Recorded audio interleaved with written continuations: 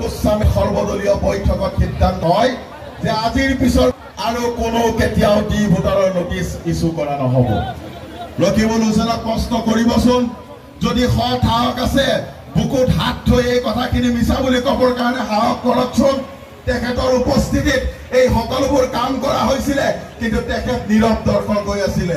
তেখেতে বিচাৰে যে অসমৰ সংখ্যালঘু মানুহ যন্ত্ৰণাত থাকক, অসমৰ সংখ্যালঘু মানুহ সমস্যা লৈ জীয়াই থাকক, তেতিয়াহ'লে এই মানুহবোৰে তেখেতসকলৰ ভৰিত গৈ পেলাই তেল মাৰিব। তেওঁ একো কৰিব নোৱাৰে।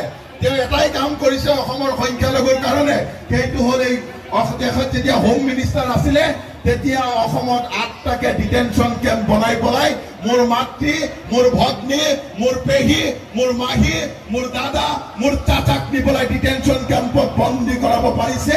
তাক বাহিৰে ৰকিবুল হুছেইনে অসমৰ সংখ্যালঘু মানুহৰ কাৰণে একো কৰিব পৰা নাই।